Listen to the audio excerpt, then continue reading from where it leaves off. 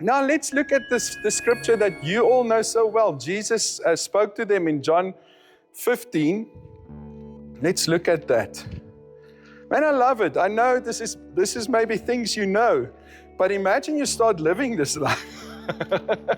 Imagine the things we know we start experiencing. The grace of God, the help of God, the ability of God, right? Flowing through your life. That's what God's grace is. John 15, Jesus said it in verse 5. I'm just going to focus on this one verse here. It says, I am the vine. Okay, let's start at verse 4. Dwell in me, and I will dwell in you. Dwell in me. Just as no branch can bear fruit of itself without abiding in the vine, neither can you bear fruit unless you abide in me. I am the vine, you are the branches. Whoever lives in me and I in him bears much fruit.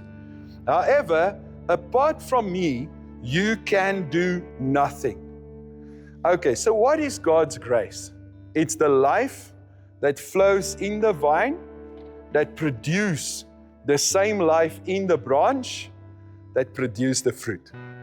That's God's grace. And that is what God's grace will do. It's God's ability, God's influence, God's help. All right, so if I had time, I'll go through all of those. Hey, skrik ek nou, ek dog ek iets val op my. I thought, okay, so I'll go through all of those, but it's God's help, God's ability, God's influence in your life. It's His strength. It's Him, you know. When the scripture says it's not by might, it's not by power, but it's by my Spirit, it means it's by God's strength. It's by His ability. All right? It's by grace. Say grace. Now, mercy is different. You know, mercy is God's gift to us. And it's speaking of we not getting what we do deserve. All right? So we have mercy from God for our sins, mercy for our failures. But grace is God's help and God's ability. So the English have both. We just have genade. But we know in what context maybe it's been used and stuff. So it's no problem. So, but grace and mercy. But now we're talking of grace. That's that life that's in the vine, that flows through the branch, that produces the fruit. It is Christ living through Paul. I've been crucified with Christ. It's no longer I that live, but Christ that lives. Christ living through Paul is the same as the branch living in the vine, is the same as the life flowing through the vine producing the fruit. Christ living through Paul. Christianity is not about you trying to live like Christ, but Christ living through you. And if you get to that place where Christ lives through you, that is the true Christian life. And that is where you're no longer frustrating God's grace, and where you started in the Spirit and finish in the Spirit. And that's a wonderful life of freedom. No heavy burden. That's why Jesus said, all of you are heavy laden or overburdened and heavy laden. What is that specific verse? It says, come to me and I will give you rest. God wants to give you rest. He wants you to enter His rest and experience rest where He lives and you allow Him to live. He lives through you. His life manifested through you. That's true Christian life. That's where the real fruit lies. That's where it's no longer fake fruit produced by your own effort, but Christ in you producing the fruit. It's a powerful life. It's a life, I always say there's a difference between a good life and the Christ life. I'm talking about the Christ life, where Christ lives. And that we can experience more. We all can experience more. But understand, the same grace that saved you initially is the same grace that will perfect you and change you into the image of Christ. What's the purpose of grace? It is to form Christ within you. It is to change you into His very own image. It is to transform you. It is to transform you from the inside out. Grace is literally to cause the life that's in the vine to flow through the branch to produce the fruit. So it's producing the Christ life within you. It's producing Christ in and through your life. That's what the purpose of grace is. So, the same grace that saved me, undeserved, never earned, is the same grace that will now perfect me and transform me into the image of God. What you need more than anything is to believe in God's grace and receive it. The main thing about grace is, are you busy receiving it? Are you experiencing the life from the vine producing the fruit, or are you a frustrated branch? And then there's some red lights and that indicators. Okay, so I always look at these indicators. So if I find myself with no joy and peace, the red light is flashing. This means I'm depending on myself. I'm in my own strength. I'm busy, like the Galatian church, trying to reach perfection by dependence on the flesh. I am trusting myself and depending on myself. I have no joy and I have no peace. Because only the true joy and peace that comes from the Holy Spirit only comes when you trust in Him. And that's what it means to dwell in Him. What does it mean to dwell in Jesus? Trust in Him. It's depend on Him. Your focus as the branch. Sorry, I'm going back to the branch. Sorry, I'll get back to this part. Your focus as the branch, is it to produce fruit or to dwell in Him? No, Jesus said, dwell in me, and you will bear much fruit. We read, bear much fruit. We read the fruit of the Holy Spirit, and we think we must produce it. But yet, it says it's the fruit of the Holy Spirit. So Christ wants to live through you without you, it's without any effort from your side. There are things that you do, I'll tell you what, but without any effort of you trying to produce that life. Christ wants to live through you. Jesus Christ wants to live through you. All right? So I said I'm coming back to this story, but now I forgot what I was busy saying. Lord, thank you.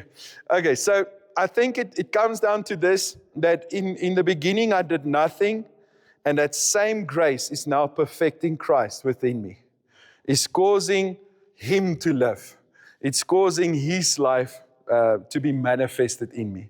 So it's not now it's up to me. In fact, I started in the Spirit and I must finish in the Spirit. Say, I must finish in the Spirit. I must continue in the Spirit. And I must finish in the Spirit. So it took nothing from you to receive the gift of salvation, and it's going to take nothing from you. Because in John 15, verse 5, Jesus said, apart from me, you can do nothing. So I want to just tell you what's His expectancy of you apart from Him. His expectancy of you apart from Him is that you'll be able to do nothing. So you're expecting to produce fruit there on your own. And you're frustrated. Oh, I was busy with the red light. The red light shows you my joy and peace are gone. I'm depending on myself. When I, as a Christian now, depend on Jesus, the first fruits that will be visible, peace and joy. If you have no peace and joy, turn back to Jesus, and that's what true repentance is. Away from self to Christ. I'll read it to you out of 2 Corinthians 3. You turn away from self to Christ. Turn back to Jesus. Let Him live. And joy and peace will be fruits that will green light you all the way. My eyes are on Jesus. You might joy and peace. That's why I'm worried when, not all of us preach like me, laughing while I preach. You know? But I'm worried if people have no joy. They never laugh and they seem like preaching if they're angry with God is now angry. If there's no joy, then I don't see the fruit there. There must be joy. It's a fruit of the Holy Spirit, people. Joy is the serious business of heaven. So there must be joy. All right? So in my life personal, I can't do it for you, but for me, it's a green light. When I feel true joy and peace, when I'm anxious and worried, I know where I am. I'm again trusting in myself, depending on myself, and failing myself. And it results in condemnation, self-condemnation, or I am actually a little bit self-righteous. I'm like a Pharisee. I've done everything. Look at them, So it's not where you want to be. Just be with Jesus. Have the green light flashing all around. Joy, peace, joy, peace. If you lose your joy and peace, you are depending on yourself. It's not the life that He has for you. You are the branch, frustrated, not producing the fruit. And you're disappointed with yourself, and you should not be disappointed with yourself, because even Jesus said, apart from Him, you can do nothing.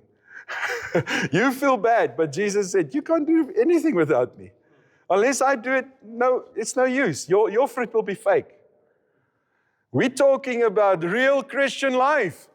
Imagine what can happen just in this group of people that are here tonight if Christ starts to live fully. Like I'm more and more like Him, but I'm not yet like Him in word, thought, and deed. You know that, right? But what if Christ fully lives? And people see Jesus, the real fruit, the real power. Because that power is also connected to that grace. The miracles, the signs, the wonders, the love, the peace, the joy, the life, the fruit and the power. Imagine our town here, Harry Smith, start experiencing the true Jesus in this group of people. Come on, we can. And it's really easier than what you think. We are simply just a little bit deceived. All right? So let's learn to trust and depend on Jesus. And I want to tell you about, first of all, what is grace? It's God's ability, God's help, God's influence. It's just words to describe it. It's the life in the vine producing the fruit in the branch. That's what grace is. How do you receive it? Through faith. Through faith. All right? So grace is, I shared it last time I was here. Grace brought us an inheritance. It's what Jesus did for us. By grace, He brought us an inheritance. But grace is also a part of Him living in and through us. That's also the grace of God. I see it. It's the Spirit of God. It's the grace of God. Or by grace that the Holy Spirit works. No matter how you word it. It's grace. It's life.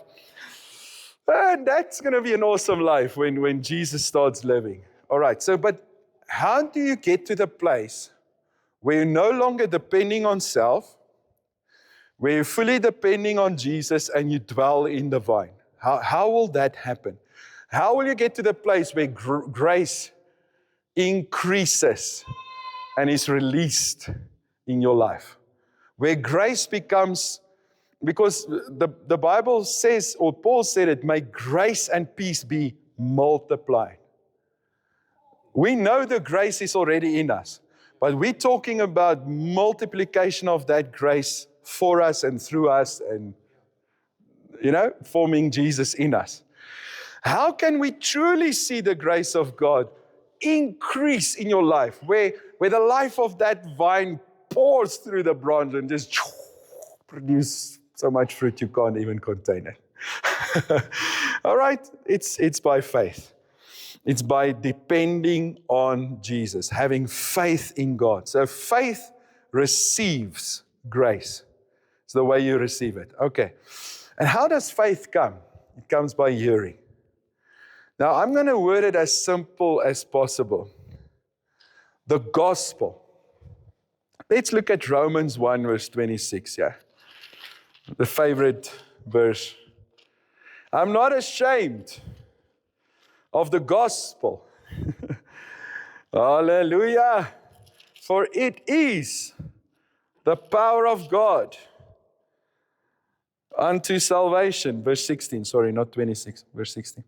I'm not ashamed of the gospel of Christ, for it is God's power working unto salvation. In the gospel, a righteousness which God ascribes is revealed. All right. So, Jesus did something on the cross for us. The gospel, the good news, is all about the following. Let me just break it up in these three. It's who Jesus is, what he did for us, what he accomplished for us, I would put a separate part there and say, it's also what he went through. It's actually the crucifixion, the never move away from the actual sufferings of Christ. But okay, let's just put it under one category. What did Christ do for us? He suffered and died, but he was raised from the dead and he left us an inheritance. All right? So who's Jesus? What did he do for us? And who we are because of it. That part of who we are because of it is potentially true unless you come to the place where you receive Jesus. Potentially meaning he already did his part. You just walk into it by believing. All right? So, but if you never receive Christ, you don't get a new identity. You get it in Christ. All right, but for us Christians, the gospel is, who's Jesus? What did he do for us? And who we are because of it. That message is the power of God unto salvation. Now salvation, Adam sinned, and sin entered, and death and sickness and destruction through Adam. Jesus came, he died on the cross, right? The gospel is the power that saves us from the fall of Adam and its effects. The gospel saves us. And salvation is not just having a ticket and going to heaven. True salvation would be for us to live and be saved from Adam's sin and its effects. Because that's what we are being saved from. So salvation would mean, another way to word it would be when Christ fully lives through you now and you really become who you are. Salvation would be when you like Jesus in word, thought, and deed. Salvation would be that you live in this world as if Adam never sinned, as if sin never existed, and you've been set free from the sin and the fall of this world. So, the gospel brings you from a fallen state to a state in Christ where Christ lives. That is the emphasis of the New Testament. Paul said it so many times, my little children, for whom I travail again until Christ be fully formed within you. He says it in 2 Corinthians 3 verse 18. It says, as you behold in the mirror the glory of the Lord, you are constantly transformed into his image from glory to glory. In Ephesians it says, let us go on to perfection, to the full stature and measure of Christ. What is it in simple terms? Jesus came to save you. Then you received him as your Savior and he moved in. And now he wants to fully live through you and shine through you and become visible in his body, the church. I believe that's what God is busy with. And that's what we should focus on. I always say, if you have the ticket to heaven, keep it. It's a very important one. But don't live and wait just to go. Live it to make a difference. Live to fulfill the purpose of God on earth. And what is his purpose on earth? That Christ lives in and through his church. That's what he's busy with. So, the gospel saves you. It's the power. Listen, the gospel is the power.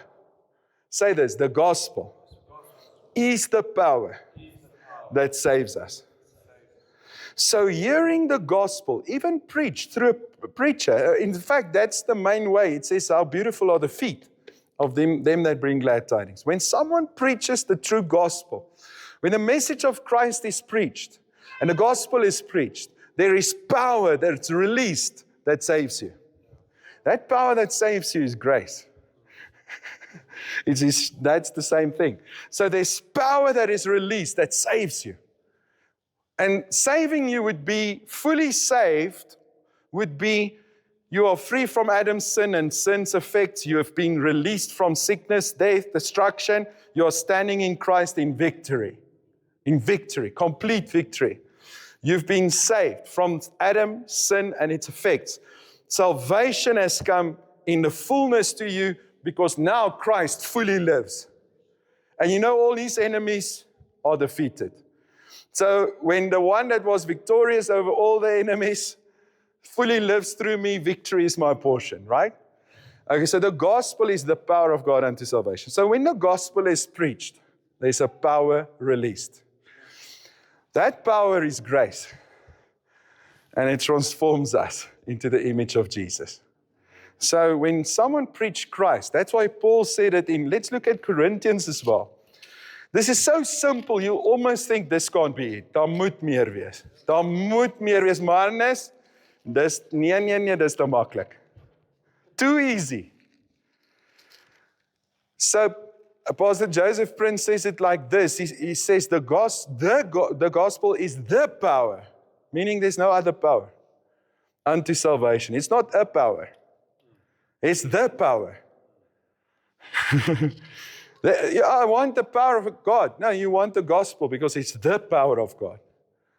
I need salvation, more of His salvation to manifest in my life here. I know I'm going to heaven one day, but I need more salvation.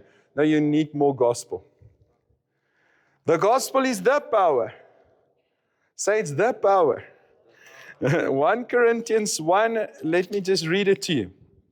The Message, verse 17. Christ sent me out not to baptize. Now, that means, I believe He did baptize believers. I believe He's saying in context of John or the ones that went before. They had like a ministry of baptism. John had to baptize people unto. But I think Paul did baptize believers. But he says he did not send me to baptize, but to evangelize by preaching the glad tidings. And that not with verbal eloquence, lest the cross of Christ should be deprived of force, emptied of its power, and rendered vain. For the story and the message, can I remind you of Galatians 3? That you received the Holy Spirit as a result of obeying the law? Or was it by the message that you've heard? Do you see it? That you received He that works powerfully among you, is He doing it because you obeyed the law? Or because of the message? Do you see that message? That message carries power. Do you see it? It was because the message you heard and believed caused miracles, signs and wonders to take place. Yep.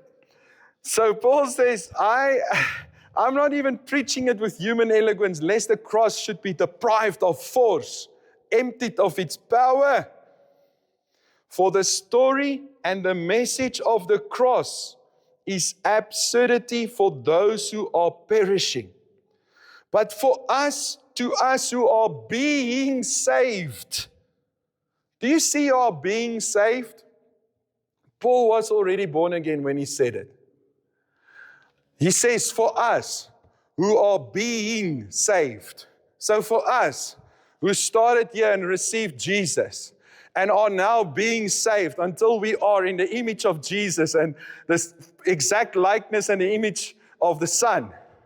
And He's the exact likeness and the image of the Father. Until we are like our Father. Until we are like Jesus. Until we are in the image of Christ. All right? For us who are being saved. Oh, I thought I must save myself. I thought when I heard, I'm not even going to mention that verse because that's the one that people quote wrongly. But the power that is in you must now just be manifesting on the outside. When it says, but let me just leave that. So, just for tonight, I'll explain. You can ask me if you know what I'm talking about. So, the gospel for us who are being saved. Remember I said, I thought it's a gift at first, and now it's up to me. Being saved. And He's still the Savior.